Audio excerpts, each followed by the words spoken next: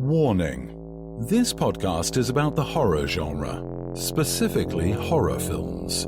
As most horror movies are filled with coarse language, violence and/or gore, the topics and language of the cast of the pod will also reflect the genre.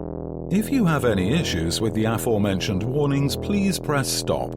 But if you have no issue with adult language, movie violence, or the accoutrement that accompanies horror films, please feel free to continue. You have been warned. A word? JAWS Something like that.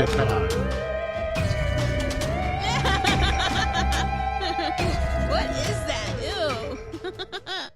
Welcome back to the third episode of Cast of the Pod. This is the podcast that depends on the contributors. Well, I guess all podcasts can depend on contributors. But I'm Josh, the old married gamer. And I'm Deb. And today our special guest we have, he is a contributor to our past podcasts and all our other projects that we do. He is, are you going by your real name? Or are you going by your name? Well, I don't think people know me by my real name, so let's use another different name. My name's Bob. Bob, a.k.a. Chuckles. And this podcast, for those of you who don't know, if this might be the first time that you're tuning in, what it is we like to discuss horror movies. And with these horror movies, it's not necessarily a review or anything like that. Hopefully, whoever we have on here decides that they want to pick their favorite one. And Chuckles, of course, if you know anything about him, you know that his favorite movie, all kinds of movies of all time, is JAWS. Yeah, you picked the wrong person for this whole podcast, because I don't think you're going to have any kind of words in this whole podcast at all. Oh, well, that's fine. Okay. That's less for me to do. I'll hit mute and sit back and go get something to drink. Well, it all started out with a man named Peter Benchley. No, wait. We watched it again and we took notes. Yeah, we watched it again last night. Deborah has some things that she wants to talk about. And basically, you know what? I talked to a buddy of mine, Chris, and he wants to talk about a horror movie that he hates. So it is going to be a little bit different. I do want to point out that all our social media is Cast of the Pod. That's Facebook, Instagram, and Twitter, Cast of the Pod. You know, like Day of the Dead, Dawn of the Dead, Coffee of the Morning. You know, stuff like that. I could sure go for some coffee right now. I know, that would be great. Too bad we're not doing a car cast and going to Dunkin' Donuts. This podcast not brought to you by Dunkin' Donuts, but if I can go for some donuts. Yeah, that would be great. If it wasn't for like the side of Rona that comes with it. Wow. Now we are trying to get whatchamacallit, supported by One Up Entertainment. That's our buddy Steven's shop over in Pica Pica Plaza in San Antonio. Yes. I still plan to go over there. Even if he's not paying us to say his name? Yeah, I mean, he has video games. And he has movies, and he has a horror section. Exactly. I mean, in fact, actually, Steven is one of the reasons why he helped me build up my Blu-ray and DVD movie collection, which is people are like, oh, you don't need movies no more. Like, you ever have you've been in a mood to see a movie, but you don't, it's not on Netflix and it's not anywhere else, and you just miss the old time, like, let me just get off my shelf. Well, it's not there either. Go to Steven's. One Up Entertainment, yeah. And you get yourself he has some good movies. Hey, he's not paying. He's gonna be a guest, but he hasn't paid yet for a sponsorship. We can't just be giving it away for free. Oh, then don't go then. But I know what you're saying. I know what you mean. Chuckles. You don't have to worry about buffering. Well, that too. But like I just recently, Josh got me a tablet so I can start. We got a Kindle. The Kindle app, and nice. I'm reading a book on there, and then I saw what the actual book looks like, and I'm like, I don't know, I think I want the book too. Yeah, she goes and buys the book on Kindle, and then she's like, oh, have you seen the cover? I'm like, just download the picture. She's like, but I want the book. I'm like, then you should have bought the book. Which book were we talking about? No, we're not going to go into that right now, trust me. Oh, if it was JAWS book, I do have a first edition autograph by Peter Benchley. Oh, sure, I'll take that one. No, you can't have that Well, one. then why are you offering it? I'm just doing what everyone else does on Facebook. Did I do good? Look what I found. Oh, look what I have. But all right. Is this worth anything? Wow. So let me open up IMDb because I'm not the source of JAWS information like how you are, Chuckles. Man, I have one. What, Deb? One thing that I was watching when we were watching the movie, and Chuckles, did you notice? Well, I don't know if you noticed, but the wife to Brody. Yeah, the wife of Chief Brody. Looks like the wife, the one, the lady from Part 3. They're different actresses. They're different actors. They're different actors. Actors is the correct term, Deb. Oh. But they look like they're genetic related clones of each other. I really don't see it in Part 3. Are we gonna start talking about the movie now, or? Yeah, we're gonna get a little into it, but I mean. Okay, so I was introduced to JAWS with Part 3 when I saw it. It first came out in theaters. I actually saw it in a drive-in movie. I actually had a pair of the 3D glasses that came with the ticket, and she didn't remind me of Ellen Brody. Because Ellen Brody was also in like 1, 2, and 4, and so I had that envision of Ellen Brody in my head. So when you talk about the girl from Part 3, that I don't see Ellen Brody at all. If you just look at pictures of them only, and taking them out of context of the movies, they look pretty much the same. Yeah. I mean, regardless, let's get into JAWS the way that you wanted to talk about it. JAWS came out in 1975. The movie is 45 years old. That's also the first summer blockbuster. It was like June 20th or something, right?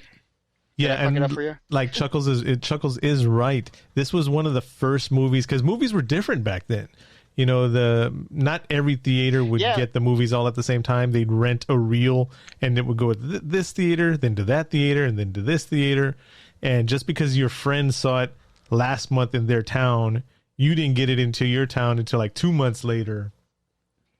And this was the first movie. This is kind of odd, though, right? It's weird when you think about it. Like, remember when Endgame came out and the pre-sale tickets sold out 2 months before the movie came out? Yes.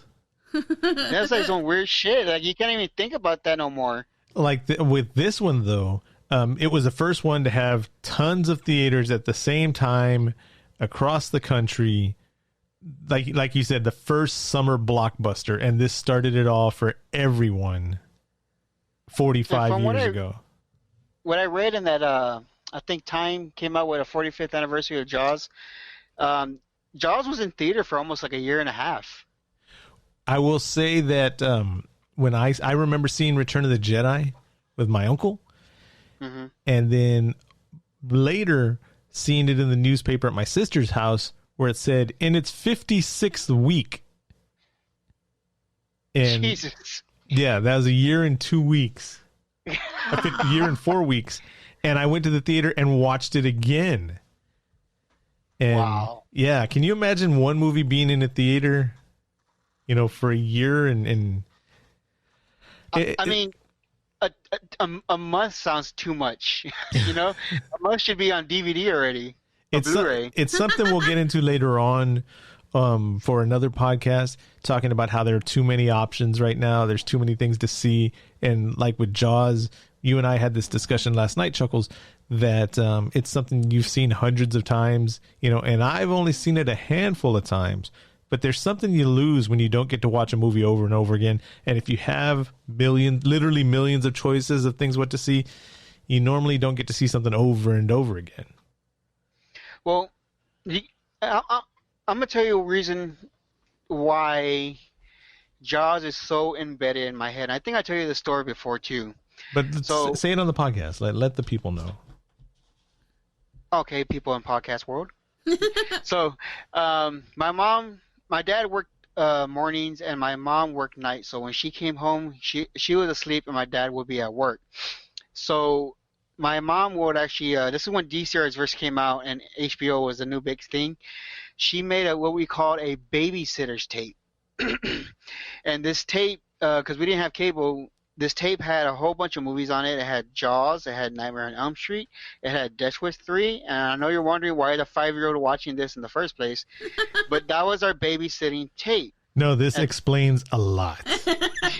A lot. So, and then he says it's on tape, so you have to like fast forward through the first movie to get to the. No, and then back then, kiddos, you could put is like XL, SL, EL, LP, and all that. So like one tape could hold like 8 hours of stuff, but yes.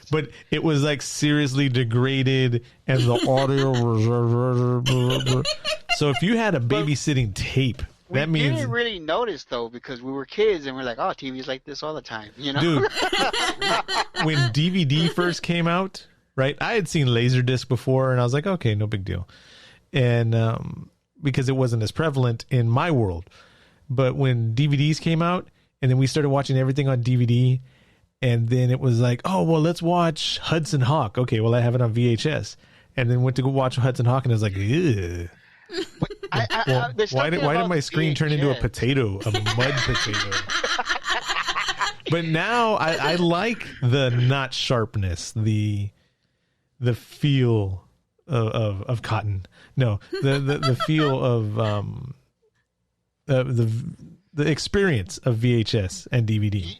Yes, it's pure nostalgic. Jaws is not one of those movies though. You recently got the 4K version of Jaws. It's amazing. I got to watch it on a 4K TV too. I was going to say, have you seen it in 4K yet? Yes. So Jonathan's mom has one, a 4K TV and a 4K Blu-ray player. Okay. Oh my God, it was so beautiful. And like, man, I'm looking at my shelf right now that has all my VHS copies. I'm like, I'm going to throw that away. It is so pretty. I know. You see, like, it's just the nostalgic of like, when I was a kid, that Babysitter's tape was literally on every day. My mom would like make me some. Here's a funny story. She made me some Jello without putting it in the refrigerator and like, drink this and watch this tape. Warm Jello and VHS. And I sat there in my dirty ass diaper with my liquid Jello. At 5 years old? You were wearing a diaper at 5? I was wearing something. I don't know. Human undies with shit stains on them. They're guaranteed shit stains on them, so I probably should have wore a diaper. But I would watch Jaws. Then I would watch Nightmare on Elm Street, which I usually fast forward through because it was too scary for me. Part 1? Part 1. Okay. And then I watched Death Wish 3, which is like my all-time favorite Charles Bronson movie because of that. Was he in any other movies besides? No, I'm kidding. Yeah, no, it was on the Babysitter's tape. I know, I'm just kidding. Go ahead. And then after that, it turned to the Rainbow Bright movie, which is why I guess Rainbow Bright kind of has the kind of nostalgic for me because of that tape. And then it turned into Potato Head Kids. And my mom would start that tape from beginning to end. She'd watch it with me and fall asleep. And I watched the entire tape. That was like that for like 2 years, watching that same tape. But since Jaws was always the first one, and I watched it with my mom, that became my all-time favorite movie. And I someone like 5 years old who's quoting, bone-legged. Here's the swimming with bone-legged women. And my mom was like, that's great. Hey, go good night. Here's your Jello. Here's your straw for your Jello. I think I remember one time I didn't finish it and I put it in the refrigerator and I came back to it like, oh shit, it's Jello. Oh my God. And I was like, oh shit. I just thought it was a warm Kool-Aid. But you had to make it in the pot. With hot water or something like that. But that explains a lot of how my sense of humor and the relationship with me and my mom is. That was a start of watching Jaws Babysitter tape. What got me into Jaws. Then remember going to the drive-in and watching Jaws 3 when it first came out, and that just blew up. You know what I mean? Literally. Yeah, and since then I was like sharks, and I was like buying these sharks. My mom would buy me these like marine biologist style college books on sharks. I didn't understand what the fuck they were talking about. I just know there was awesome pictures with sharks, you know what I mean? Which I should have kept because one of those books she did give me showed up in the movie where Brody was reading the books and seeing the shark attacks.